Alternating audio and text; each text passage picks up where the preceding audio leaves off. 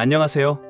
학원 강사 성공TV의 김홍석 코치입니다. 오늘은 성적이 낮은 학생들을 지도하면서 겪는 고민과 그에 대한 특별한 해결 방법에 대해 이야기를 나눠볼까 합니다. 많은 분들이 성적이 낮은 학생들을 어떻게 지도해야 할지 막막해 하시는데요. 저 김홍석 코치가 16년간의 학원 경험을 바탕으로 체계적이면서도 실질적인 방법을 알려드리겠습니다. 여러분, 먼저 우리가 꼭 기억해야 할 것이 있습니다. 성적이 낮은 학생들은 단순히 공부를 못하거나 하기 싫어하는 아이들로 단정 지어서는 안 됩니다. 이들 중에는 학습 결손이 누적되어 자신감이 부족한 경우도 많고, 동기부여가 제대로 이루어지지 않아 공부의 목적 자체를 느끼지 못하는 경우도 있습니다. 따라서 첫 번째로 중요한 것은 학생의 상태를 정확히 파악하는 것입니다. 그냥 수업 시간에 앉아있는 모습만으로 판단하지 말고 이 학생이 현재 어디에서 막혀 있는지, 왜 공부에 흥미를 잃었는지 그 원인을 찾아야 합니다. 저는 이를 학업 진단 프로세스라고 부르는데요. 학생과의 1대1 인터뷰와 간단한 테스트를 통해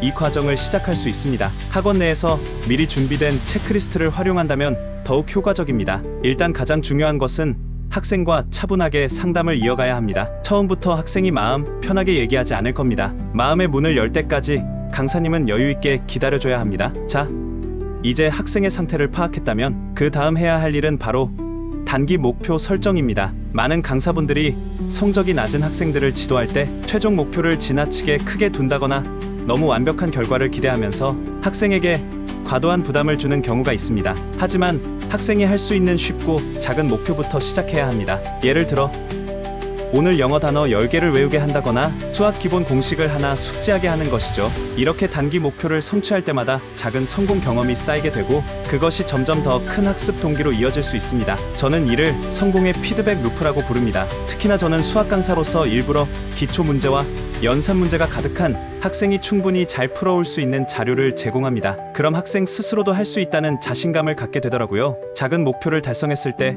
항상 인정과 칭찬을 아끼지 마세요. 학생이 자기가 해낼 수 있다는 느낌을 받게 해주는 것이 매우 중요합니다. 또 하나, 공부를 재미와 연결시키는 것이 성적이 낮은 학생을 지도하는 또 다른 비결입니다. 공부가 재미있다고 말하면 어쩌면 비현실적으로 들릴 수도 있겠지만 이 과정은 충분히 가능합니다. 예를 들어 게임을 좋아하는 학생이라면 퀴즈 포맷으로 학습 콘텐츠를 제작해 수업에 적용할 수 있습니다. 또는 좋아하는 만화, 드라마와 관련된 질문을 통해 그 관심사를 문제풀이와 연결시키는 것도 좋은 방법입니다. 중요한 것은 학생의 개성을 파악하고 그에 맞춘 방식으로 다가가는 것입니다. 성적이 낮은 학생일수록 자신만의 학습 스타일이 필요하다는 것을 잊지 마세요. 그렇다면 우리가 이렇게 노력하고 있음을 학생과 학부모가 알 수 있도록 커뮤니케이션도 빼놓지 말아야겠죠. 학생이 작은 성공을 이뤘을 때 바로바로 학부모님께 공유하세요. 오늘 김 학생이 영어 단어 10개를 완벽하게 외웠습니다.